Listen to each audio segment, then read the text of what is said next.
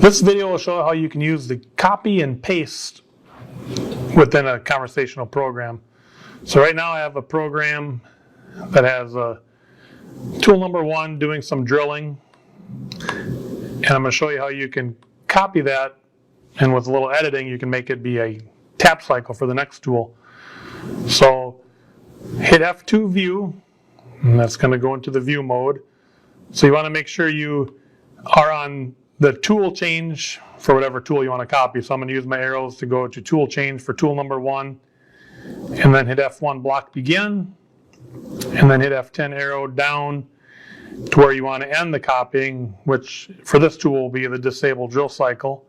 And then hit F2 end, and that'll highlight that block of events. So hit F3 copy, and then I want to move down one spot where I want to paste it, and select F4 paste. And now you can see I added the extra events, and it looks like I have tool number 1 repeating itself. So you want to make sure you edit event number 5, which is the second tool number 1. So when you're on it, and if you're not on it, you can use your F9 and F10 arrow keys to highlight it. Once it's highlighted, press escape. That'll bring you into the editing mode.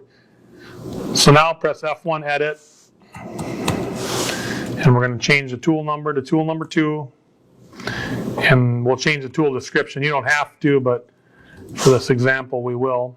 Have 13 tap, and we'll say our RPMs are going to be 250. So we made some changes, so make sure you press F1 store.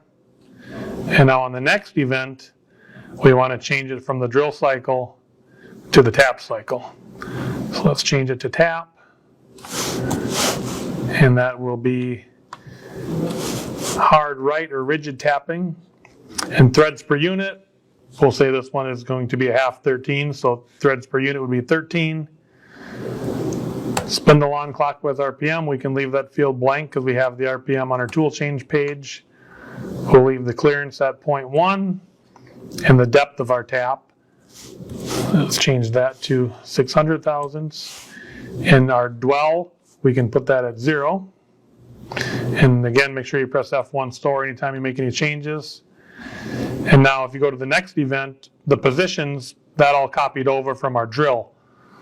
So now if we press preview, you'll see the drill run first, followed by the tap. So that's an easy way if you have to do multiple operations to, repeating whole positions. You don't have to type every single tool in. You can use the copy and paste function. And you can even copy that tool path out of that program and paste it into a different program.